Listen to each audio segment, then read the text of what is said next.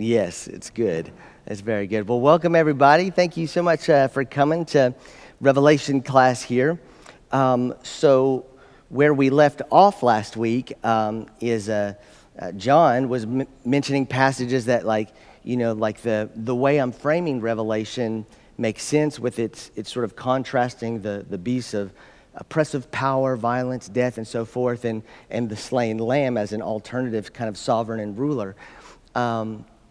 But there are passages in Revelation where it does seem that there is a great deal of like wrath and violence that seems to be ascribed to God, and it seems pretty direct. God is the agent of those kind of beastly instruments of power, and said God is doing this. So we're going to pick up with some of these passages. And did you have a couple of examples? Well, so I did my homework. Yeah. So looking at Revelation 20, it just, of course, filled me with like other questions. It says there that all the dead in the sea will be raised and judged according to their works. So first question is like, what does that judgment look like? Yes. Because it doesn't, the follow-up then where later in the chapter where he casts death and Hades into the fire. Yes. Seems to be not necessarily, I see how a lot of people would just read that as kind of like judging people, fire. But I could see that those two passages might stand alone. But he also casts all the people whose names are not in the book of life. Yes. In the fire. And so then looking at the other places where book of life is used in Revelations, it's clear that people's names Yes. can be there, and they might be blotted or not blotted. So it seems like there is some contingency there. And I guess my other question, growing up, I think a lot of this is mapped onto Matthew 25 in my mental association. So maybe that's an incorrect association, but Jesus is referring to a judgment there. And there's also mention of eternal fire in Matthew 25. So is it wrong to correlate these? Yeah. There we go. That was my thoughts. Yeah, thank you for bringing that up. So, before we get into that, let me just mention, because I'm almost certain I'll forget at the end of class. I am out of town next week, so Bob Vickers is our guest preacher, so we will not have class next week. I'm going to be at a church in Miami, a friend of mine who serves there. I'm going to be doing a sermon for them, preaching their services, but it's my wedding anniversary, August 2nd, and so since they are flying us down to Miami, we are doing, Tiffany and I are using that as a trip. So, Charles, I know this is familiar territory to you in that Miami area. Yes, but I don't. I can't remember off the top of my head. It's like a community that's right beside. I'll look it up here in a second and tell you, and you can tell me if you know anything about it. But it's called Plymouth Congregational Church in Miami. And I'll look up there. But anyway, so all that to say, I'll be gone, and then for those few days, Tiffany and I are going to be staying there just to celebrate our 18th wedding anniversary, so we're taking that opportunity. My big goal, I've never done this before, so you can tell me if you've done this before, but my goal is to make that drive all the way to Key West and back, like the 7-mile bridge. I really have always wanted to drive over that, get to Key West, and come back. So I've never done this, so but I hear it's beautiful. So if you have any thoughts, recommendations, let me know. But we're not staying in Key West, but I really want to go see there. Probably we'll wait in line with all the tourists to see that southernmost so just got to do it. Got to get my picture in front of it like everybody else. But anyways, okay, so we'll take a break next week, and then we'll come back the following week on the 9th. Okay, all right, so let's get into, so there's discussion of judgment, eternal fire. So if you're looking in the book of Revelation, if you've got in chapters 1 through 3, you've got these letters to the churches, right? The churches of Asia Minor, 7 churches, or as John calls them, the 7 lampstands. Then you've got chapters 4 and 5, which are this, it's this kind of centering, anchoring vision of the one who is sovereign over everything. And then in the chapters that follow, you've got a lot of descriptions of various plagues and sort of the beast rising and the ancient dragon, and you kind of get a sense that there's a battle of kind of good and evil. But along the way, one of the major themes all along the way in the body of Revelation is God's judgment on these beasts and on these great powers, God's enemies, you might say. So one of the places that you mentioned, John, is in Revelation 20. All right, which is good because that actually gets us right before the passage I'm going to be looking at this morning in worship.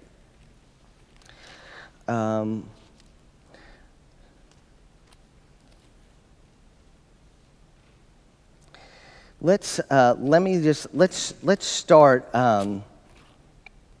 Let's start in chapter 17. I'm going to make my way because there's some pretty good. There's some good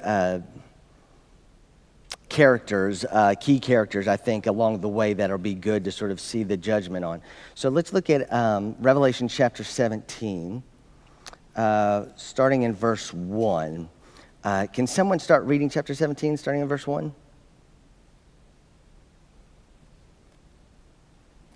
Then one of the 7 angels who had the 7 bowls came and said to me, Come, I will show you the judgment of the great Lord, who is seated on many waters, whom the kings of the earth have committed fornication, and with the wine of those of whose fornication the inhabitants of the earth have become drunk. By the way, just pause there. Okay, so John's throwing haymakers here, right? He's name calling like in a pretty like intense way, but he is describing. Many people will say this is a kind of description of Roma, the goddess of Rome.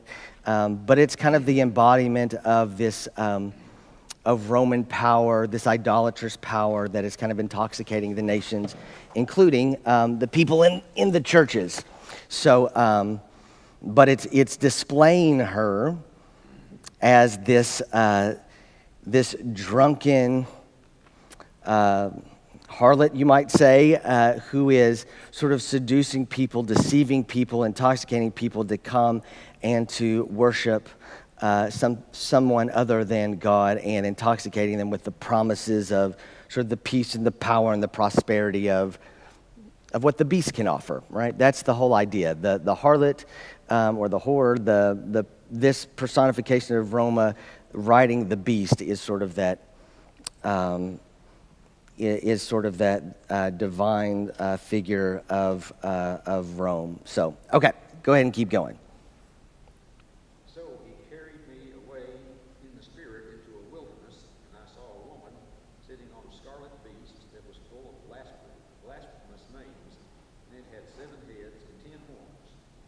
The woman was clothed in purple and scarlet, and adorned with gold and jewels and pearls, holding in her hand a golden cup full of abominations and the impurities of her fornication. And on her forehead was written a name, a mystery. Babylon, the great mother of whores and the earth's abominations. And I saw that the woman was drunk with the blood of the saints and the blood of the witnesses of Jesus. Okay, all right.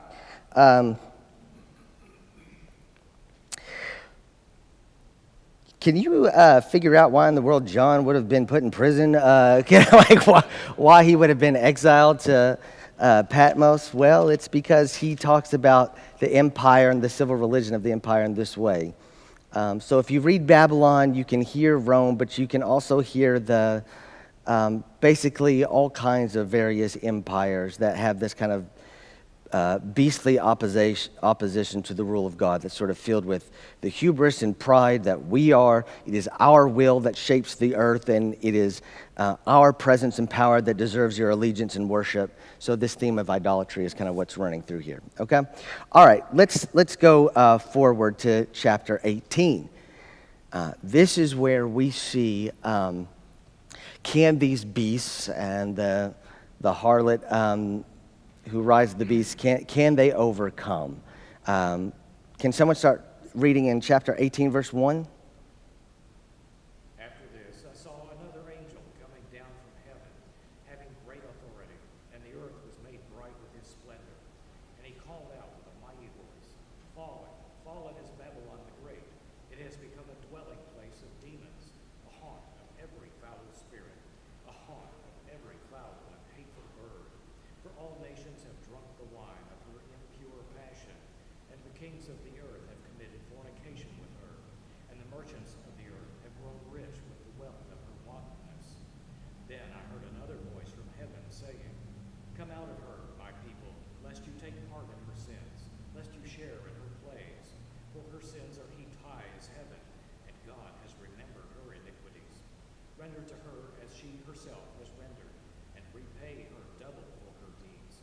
Mix a double draught for her in the cup she mixed. As she glorified herself and played the wanton, so give her a like measure of torment and mourning. Since in her heart she says, A queen I sit, I am no widow. Mourning I shall never see. So shall her plagues come in a single day, pestilence and mourning and famine, and she shall be burned with fire, for mighty is the Lord God who judges her." Okay, so let's pause there. Okay, so here we have, first let's answer the question. Before we get into what the judgment is, who is being judged here?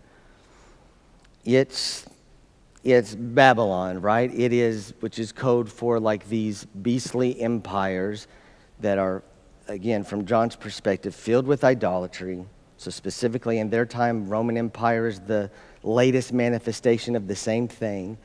And so judgment is coming down on them. And so the great summary of that is Babylon is fallen. There in verse 2, fallen, fallen is Babylon the Great, right? Like that is the judgment, right? It is fallen. So basically saying that sort of this parade of a new beastly empire that oppresses sort of minority peoples and rules with an iron fist and says, you worship me, worship my gods, blah, blah, blah. That all of that succession, that historical march of new beasts with the same kind of empirical thrust, those empires ultimately fall, right? The march comes to a close. It ends. And what replaces it is this reign of God. So, it sounds here like, it goes on at the beginning of 18. It sounds like, I'll tell you what I picture. If you've ever seen the Lord of the Rings, like, movies, I picture Mordor. Like, it's describing it. It's like it has become a dwelling place of demons and a haunt of every foul spirit, a haunt of every foul bird. It's like spiritually speaking, like John sees Rome and these other capital cities before it of these empires, kind of like Mordor. Just the dwelling of darkness and everything sort of foul and every evil that they can imagine. And his hope that he's giving to this audience is that these beasts will be judged, and that a part of that judgment is that they will fall, right? That they will come, their rule will come to an end. Let me pause there before we get any deeper into the content of this judgment. But does anybody have any questions or comments about that piece right there? I mean, John really does believe. I mean, this is, again, I'm not asking you to sort of believe this yourself, but we're just trying to get in John's head. We're trying to figure out, like, what is he thinking? He really sees, like, this, what he calls this dragon earlier in Revelation, the ancient serpent. He sees that as like this this animating force of evil. If God is the God, the power of creation, the dragon is the power of anti-creation. If God is the God of love, the dragon is the God of hate. If God is the God of peace, the dragon is sort of the animating power of violence and war. If God is the power of love that casts out fear, the dragon is the power that tries to have fear wielded as a weapon.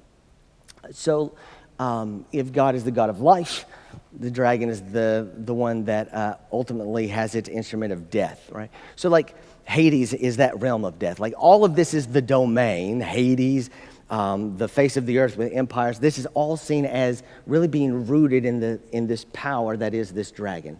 So the beast of Rome or the beast of Babylon, whatever. I mean, these are all animating forces or manifestations of this evil's reign and domain, right? So that is what is being judged here, right? It is basically God saying to the animating powers from the dragon to these beasts and their manifestations in these empires, like you will come to your end. God will bring a stop to you. Yeah. So you can't really separate sort of what John experiences as like just kind of the theopolitics of his day of the Roman Empire. Like he sees it all connected as sort of this evil that's weaving its will and way through the march of history through these various empires, like, and they're living in the latest manifestation, right? That is how he sees history in the present moment. Again, we're just trying to get inside John's head, all right? And so when he says that they are going to be judged, that they're going to be brought to a stop, this is meant to be a great deal of hope, because right now it seems all the evidence on the ground is that history is shaped by the winners of who has the biggest armies and greatest powers and whatnot. But he goes on in this symbolic way, talking about the harlot and the rider of the beast, goes on to say that, after she glorified herself and all the hubris and blah, blah, blah, goes on and says that all those who were sort of in her domain, all those that kind of capitalized on it, who were sort of swept up in the grand project of evil and prospered off of it, that the merchants of the earth and so forth and all the treasures and blah, blah, blah, it's all going to burn, basically. So when you're looking at all of this, one of the ways that you could sort of ask, well, what does it mean to be burned with fire? Like, and John brought this up like in the judgment scene, right? In Matthew 25, where Jesus is separating the sheep and the goats, where, he says, away from me, I never knew you. Or in Revelation, John talks about the faithful being written in the book of the Lamb, right? And those who aren't written as a part of receiving judgment. But then there's this place of fire. So one of the questions that's there early on in the church, like even contemporaries with John here, but certainly in the next several centuries that follow, is what is the nature of this fire? Well, you've got some options. Is it the kind of fire that I grew up, scared me to death as a kid? It's a fire that is never quenched, and it is a place of eternal torment. Like, that's what I imagine. That is the only kind of fire I could ever fathom, right? Is God's judgment on Babylon and all those who are swept up in that grand project of the dragon and evil? Is the fire that they are cast into a tormenting fire that is permanent? Some had the answers that maybe the fire is a place of torment, but if the fire is eternal, people's inhabiting it may not be eternal. That's one way that people describe the fire. Another way that the fire is described and interpreted, again, John's contemporaries, and even this precedes him, and it comes in the several centuries after him, is that some described this fire as a refiner's fire. Right? Yeah, that a refiner's fire is different than a eternal tormenting fire, because a tormenting fire really has one purpose, and that is to exact retribution. It is to make you hurt, pain, right? This is vengeance. This is retribution. Refiner's fire may not be pleasant, but the goal of it is not torment. The goal is refinement. The goal is that whatever impurities are in you, you might say hate for your enemies, or the pride that just places yourself above everything and everyone. The kind of ego that wants to master all and will submit to none. Like those kind of impulses, maybe this fire is meant to refine even those things away so that there is hope for purification there. These are all possible interpretations that have been put forward historically as a way to interpret that fire. Now, one of the things that we get into a little bit later is like death and Hades. So let's flip forward here.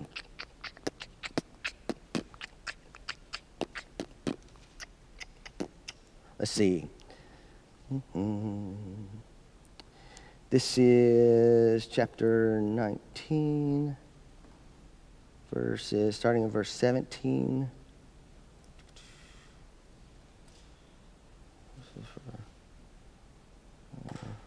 Let's see. Let's look at,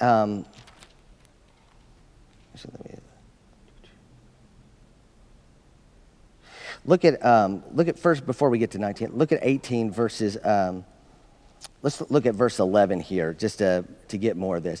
So, and the merchants of the earth weep, again, this is all description of judgment. The merchants of the earth weep and mourn for her, Roma, since no one buys their cargo anymore, cargo of gold, silver, jewels, and pearls, fine linen, purple silk, scarlet, all kinds of scented wood, all articles of ivory, all articles of costly wood, bronze, iron, and marble, cinnamon, spice, incense, myrrh, frankincense, wine, olive oil, choice flour, and wheat, cattle and sheep, horses and chariots, slaves and human lives. Like, part of this is like what it helps give the beast currency and power is like people are getting rich, right? There's good business, right? There's an economy that can run off of these beasts, right? And people can do really well. But it might mean also trading in human lives and that sort of thing as well. But it also might animate greed and a lust for sort of money and possessions and prosperity, and that becomes an end in of itself. And so that's part of how what is described as kind of the project of the beasts and how it sweeps up people. Continues on in verse 14. The fruit for which your soul longed has gone from you, and all your dainties and your splendor are lost to you, never to be found again. The merchants of these wares who gained wealth from her will stand far off in fear of her torment, weeping and mourning aloud. Alas, alas, the great city, clothed in fine linen and purple and scarlet, adorned with gold, with jewels and with pearls. For in 1 hour all this wealth has been laid waste, and all the shipmasters and seafarers and sailors and all those who trade is on the sea stood far off and cried out as they saw the smoke of her burning. What city was like the great city? And they threw dust on their heads as they wept and mourned and crying out, alas, alas, the great city, where all who had ships at sea grew rich by her wealth. For in 1 hour she has been laid waste. Rejoice over her, O heaven, you saints and apostles and prophets, for God has given judgment for you against her. Okay, so just pause there. So one of the real concerns, pastoral concerns of John is that, like, even people within the churches he's writing to, is that they're kind of like, dipping their toe into some of this, worship of Caesar and worship of Roma, and they're, they want to kind of follow Jesus, but they're doing this other thing, and, they're kind of getting caught up because, business is good, and I don't know, like, I'm trying to take care of my family, I'm trying to take care of, trying to create a future here. And so, there are people, and you can read it in those first 7 addresses in the beginning, in the first 3 chapters. He's worried about people being deceived and kind of getting swept up. And I think one of the things that you can interpret is that one of the ways in which people are getting picked off from these churches or these kind of pockets or colonies of heaven that he thinks of the churches is that there's just really good money to be made by kind of getting swept up with stuff. and being a good citizen of the empire, so on and so forth. And so he's trying to point out that part of the judgment is all of that wealth can just be wiped away. That there's a wealth in the new heavenly city that is even greater, that's different. And it's worth not chasing riches now so that you can be part of that ancient city. So one of the aspects of judgment is that all of the wealth and the riches that are generated by these beasts, it will all be gone. So that's part of the judgment as well. Let's see. Let's pick up in verse 19. Or verse 21. Then a mighty angel took up a stone like a great millstone and threw it into the sea. Remember, what's the sea? It's that great force of chaos, destruction, yes.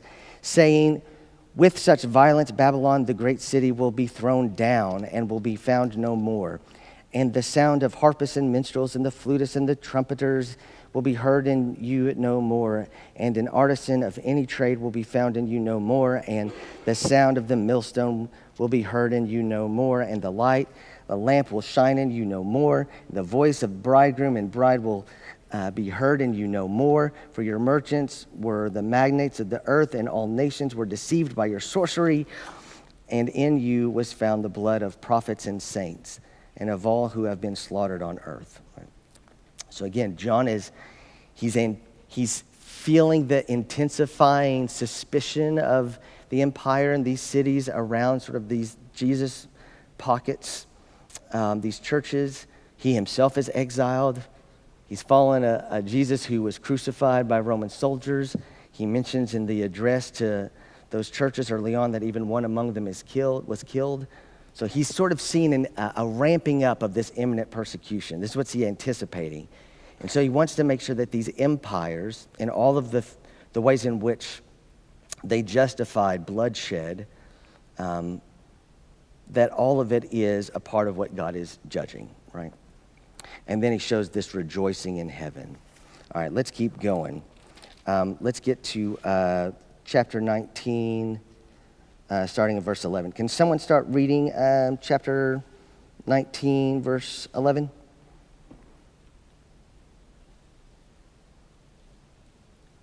Then I saw heaven open, and there was a white horse. Its rider is called Faithful and True. In righteousness he judges and makes war. His eyes are like a flame of fire, and on his head are many diadems, and he has a name inscribed that no one knows but himself. He is clothed in a robe dipped in blood, and his name is called the Word of God. All right, let's pause. Pause right there. All right. I've heard this many times. Jesus, he may have come among us, born to Mary and Joseph, meek and mild. He came among us as a lamb, but he returns as sort of the rider of the great white horse who comes to and brings judgment and, what this says, makes war, right? He may have come among us initially as a lamb, but he's coming back as a lion. Like he's the dude on the horse. It's like, time to make him pay, right? And look, his robe is dipped in blood. He's on the rider of the great white horse. His robe is dipped in blood, and he's coming to make war, right? Right? Well,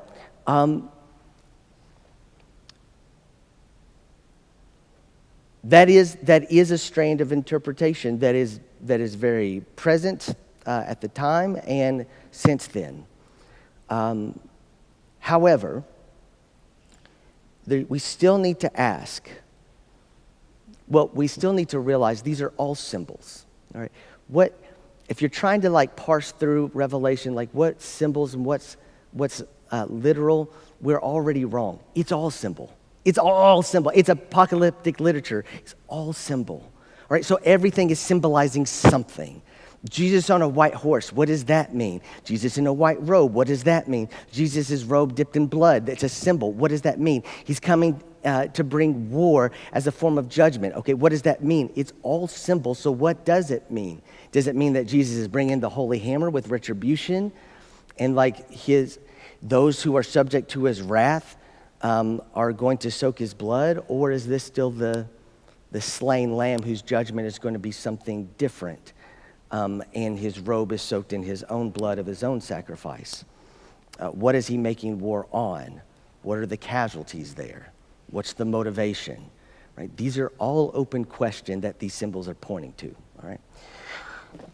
Do we mind to keep going where we left off? Who was that? John, you mind to keep going? And the armies of heaven, wearing fine linen, white and pure, were following him on white horses. From his mouth comes a sharp sword with which to strike down the nations. He will rule them with a rod of iron.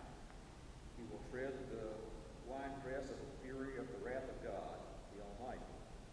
On his robe and on his thigh he has a name inscribed, King of Kings and Lord of Lords. All right, let's pause there.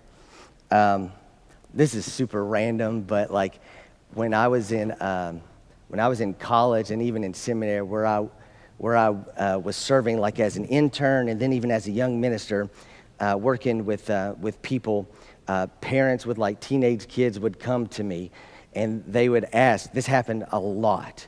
They would say, you know, Johnny here or Ruby here, like she really wants to get a tattoo.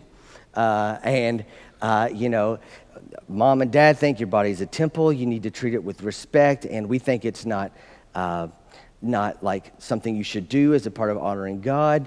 You know, could you please explain? And then, you know, the kids are just like, you know, look, I know I've thought it through. I know exactly what I'm going to want. It's even going to be Hebrew for peace. It's going to say shalom. It'll be honoring God. You know, it's like all this random stuff. And then I would unhelpfully say, it was like, well, Jesus has a tattoo in Revelation. And, you know, and the parents were just like, never coming to you again. So, like, but yeah, I do think it's kind of a fun imagery of like Jesus inscribed on his leg. What does it say there? The King of Kings and Lord of Lords. But again, all of this is symbol. All right, so he's coming on this white horse. He's making war and judgment. And it says that the armies of heaven, wearing fine linen, this is verse 14, were following him on white horses. And then verse 15, and from his mouth comes a sharp sword with which to strike down the nations, and he will rule them. All right, so visually, if you're imagining Jesus opening his mouth and the sword comes out to strike down, right? This is all symbol, right? What is this? What is the content of the symbol? Well, Jesus is bringing judgment with his words, right? He is striking down the nations with his words. He is the Word of God, who is now the ruler, it's inscribed on the thigh, who is the ruler, the King of Kings, and he is now coming to tell people, this is where you have done damage. This is where you have rebelled. Here is the harm you have inflicted. Here is all of the darkness that you have either dabbled in or been an agent of or have become immersed in. And he is speaking a word that brings everything to a stop. This is where everything is parsed out. Nothing is in the dark, right? This is Jesus with a sharp word coming out before the nations. So, it cannot be read as like a retributive Caesar on a horse who's coming to like, whew, I don't know if anybody's seen Odyssey, but like it's not like this kind of warfare. It is a symbol for a very powerful word coming from Christ, this ruler bringing judgment. Okay. All right. Can we keep going in verse 17? Then I saw an angel standing in the sun, and with a loud voice he called to all the birds that fly in mid-heaven, come, gather for the great supper of God, to eat the flesh of kings, the flesh of captains, the flesh of the mighty, the flesh of horses and their riders, flesh of all, both free and slave, both small and great. All right. That's vivid, right? Like there's this heavenly invitation to all the birds. Hungry? Here's some kings that are dead, right? Here's some carcasses of all the powerful who have fallen. Come, bon appetit, right? Again, it's a vivid symbol of all being cast down from their thrones and all being their sort of domain come to an end. But all right, keep going. Then I saw the beast and the kings of the earth with their armies gathered to make war against the rider on the horse and against his army. And the beast was captured, and with it the false prophet, who had performed in its presence the signs by which he deceived those who had received the mark of the beast, and those who worshipped its image. Those two were thrown alive into the lake of fire that burns with sulfur, and the rest were killed by the sword of the rider on the horse, and the sword that came from his mouth, and all the birds were gorged with their flesh. Yo, so crazy. That's a lot. So when you're reading that, and you have that sort of, this is the phrase that's in my head, up in like chapter 19. If you're looking at verse 15, talking about how he will rule them with a rod of iron, and he will tread the winepress of the fury of the wrath of God Almighty. And then you read about the carcasses of the mighty and all those who have been swept up by the beastly powers of empire, and they are going to be slaughtered, and the birds of the air are going to be engorged by just feeding on their carcasses, right? Like this sounds like a wrath that is retributive, that you're going to get your payback, and that is the way God is bringing justice to the world, right? You can read that. And I'll even go so far as to say, I think a part of John in writing this wants this. I mean, I really do. I think there's a part of him that wants this. Which is why when he's sort of elevating a sense of victory and God's victory and judgment, some of these, again, he's pulling from a long history from the Hebrew Scriptures, like God sort of in God's wrath, trampling in the enemies of God, in the winepress of God's fury. I mean, these are all images he's pulling from. They're not out of nowhere. And I think it captures a part of what many before him and what he wants presently, is that when you are in a place of an oppressed people, and if you're in his place in particular and you are suffering in exile, there can be a part of you that sees justice as having a necessary ingredient of retribution and wanting a little bit of that divine wrath to inflict a little retribution, right? It seems like it's coming through. But you also have this side of John that's also talking about the slaughtered lamb, who sort of rules in a way that the lamb lived. It is a lamb who established a dominion, a kingdom that is based on suffering to the point of death out of love, rather than inflict death as a weapon on enemies. It's a rule that is sort of grounded in grace, in nonviolent love, versus a rule that kind of like, it spins on an axis of violence. And so like John kind of like bobbles in between the two, which is why I think there are really strong strains of interpretation that see God's judgment and God's victory and revelation as a project with some retribution. But there's also very strong strands of interpretation of Revelation that see that retribution ingredient as not a part of what they see as God's victory and judgment in the end. Because I think you see both in John himself. I really do. I think you see that internal dissonance. In fact, I would say you see that not just in John, but he is mirroring to us a dynamic you see in the New Testament. Back to the Old Testament, think about when enemies were cursed out of the Garden of Eden, the Garden of Eden was destroyed. Yes. Noah's Ark, flooding the whole earth. Yes. Promise. So I think it even transcends even the New Testament. Yeah, it goes all the way back, right? Yes. That there is,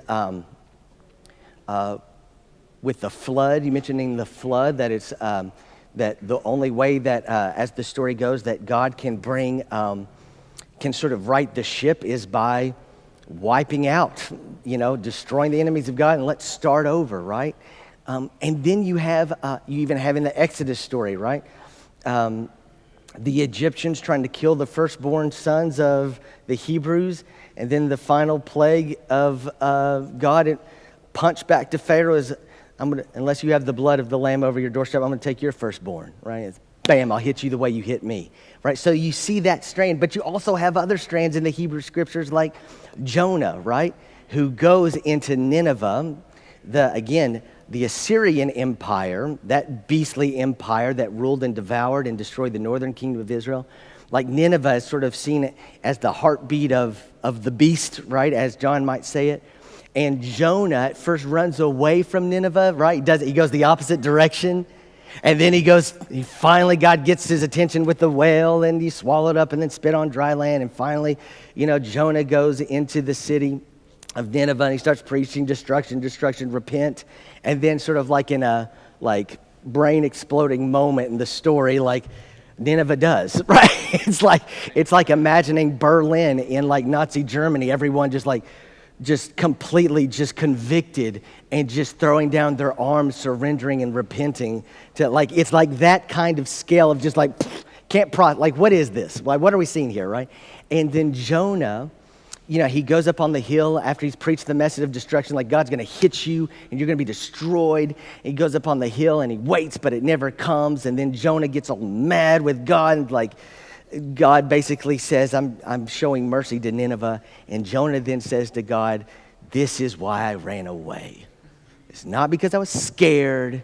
It's because I knew you are such a softy inside. If anybody deserves judgment and to be pay for their sins, it's these people, and you couldn't do it. You don't have the stomach for it.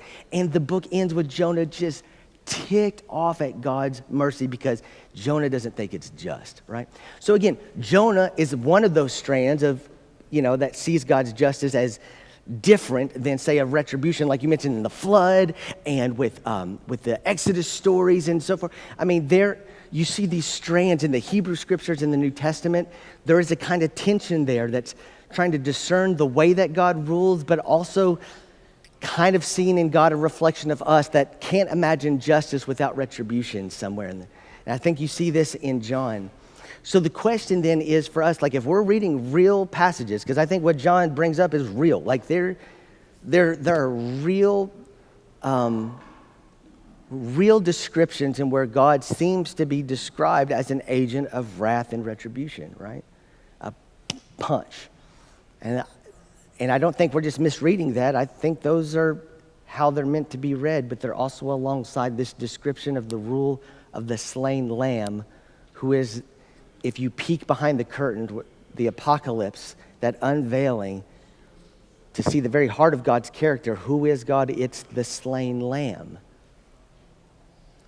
So John is in some ways his spiritual brain is short-circuiting. And I think in a lot of ways, the stories of Jesus are kind of short-circuiting around who is this Jesus that is somehow God's grand anointed with the power to sort of bring the whole world in line into what God wants for creation, and yet he's just a dude that fails to raise an army and ends up getting himself killed, trying to make sense of this. It is a tremendous source of dissonance I think you see throughout the scriptures. And so part of us is trying to make sense is we have the same spirit that's whispering to the seven churches at the beginning of Revelation. He who has ears, let them hear what the Spirit is whispering to the churches. What do you discern the Spirit of Stories whispering to you? What does justice look like? And you can cite chapter and verse for whatever you have to answer that question. I mean, you really can't. That's one of the most frustrating things about the Bible, right? However you answered the question of what does it mean for God to be a just God? What does God's judgment look like? However you answer that, you got a whole arsenal of chapter and verses to throw at it and justify it. You got it. But the question is, if the Spirit is still part of the animating force of the church, what the New Testament all seems to be in agreement on. So part of what it means to be followers of Jesus is that you are empowered by the Spirit. You are an inspired people in a communion with God and one another. What is the Spirit whispering to you? What is being unveiled to you? What do you think God's justice looks like? Is it a refiner's fire? Is it a creator that hopes to refine all that God makes so that God's not willing to give up on anything or anybody? Is it a kind of fire that is retributive, meant to be judgment in a conception of divine justice that says you harmed and now you will be harmed. It's just how it is. So it's a fire of torment. Is the judgment something that God sort of inflicts? Or is the judgment sort of consequential of what it is that you've done? So if you inflict harm, sort of the consequences of that harm, they come back and bite you. I remember a good friend of mine, his mom, the greatest sayings that's ever been uttered from a human mouth, anytime, any place. We were talking about something that, awful and dirty that somebody had done, and she's a very fervent Southern Baptist, and she said, as we're talking about this sort of dirty deed, that somebody's getting away with, she goes, well, I'll just tell you, I don't believe in karma, but I do believe what goes around comes around. Like, I was like, I think that's karma. But that's the, but her finger's on the impulse there, right? Like, there's a consequence to what sort of you spin. So if you sort of deal with sort of a greed, and you're willing to destroy others to sort of bring to yourself, that kind of greed can also end up destroying you and consuming you in the process, right? So there's a way of conceiving judgment even just as the consequences of sort of decisions that you have made that you have to sort of then navigate. So there's lots of ways that we can read and interpret judgment, but at the end of the day, the invitation at the beginning of the book is, let those who have ears hear what the Spirit is whispering to the churches. What do you discern? You've got more than chapter and verse. You've got the Spirit, and you've got a communion with one another inhabited by the Spirit so that you can discern together. What do you discern? Is it the kind of judgment that you can read about that seems to be sort of a treading the winepress of the enemies out of God's wrath? Or is it something more akin to, on Golgotha, Father, forgive them, for they know not what they do? Praying for his executioners. And then hoping that in the fire of God's love, that even those executioners and the thief on the cross beside, that they can be refined in the fire of God's love. They may not be spared from the consequences of what they've done, and they may have to face the word of judgment that is sharp, that comes out of Christ's mouth, and it cuts deep, where you have to face the reality and what parts you played in it. It can cut deep. But is it meant to cut down and leave nothing but pieces, but is it meant to resurrect with truth, grace, and love? I mean, these are all questions that we discern together. So let me just turn it to you. What do you think? What strands of interpretation seem to fit what you hear the Spirit whispering?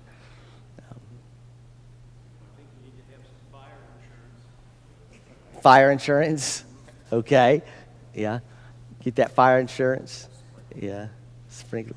Yeah. David, were you getting ready to say something? I hadn't looked at it like this previously, but now I'm looking at Revelation as a manifestation, kind of a beautiful, of a Jew raised on the Old Testament, Talmud, on Torah, and then being exposed to this person, okay, who turned a lot of rules on their head, which is a story that Paul had to address. Yes. Dietary habits and all kinds of Yes. practices. And even Jesus. Yes. If your donkey fell in a ditch on Sunday or on Sabbath, what, you're just going to leave it there? No, you're going to go through Yes. a healing miracle on a person who's lame. Yes. And John, like you said, kind of, it's almost like his brain is getting short-circuited. Yes. Yeah. So he's got this innate desire that we all see the conquering king, which is just another kind of king. It doesn't matter whether it's Persian or Assyrian Right. or Roman or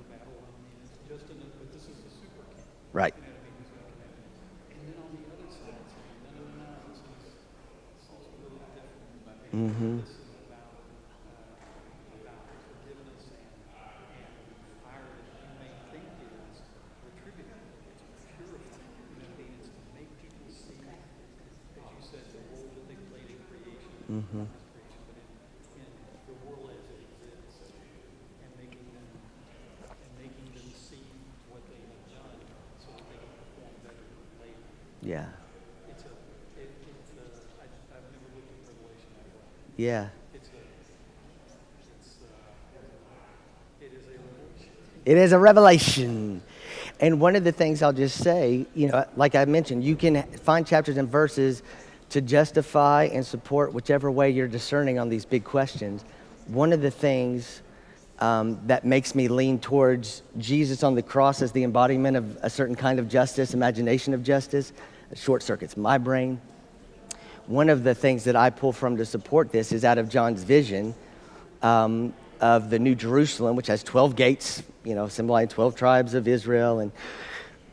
And Laura Edwards has even read a book by Brad Jerzak on this subject that really seizes on this detail in the vision of the New Jerusalem, the heaven come to earth, and that is that the gates are never shut. The gates are never shut. What does that symbolize? It's a powerful symbol.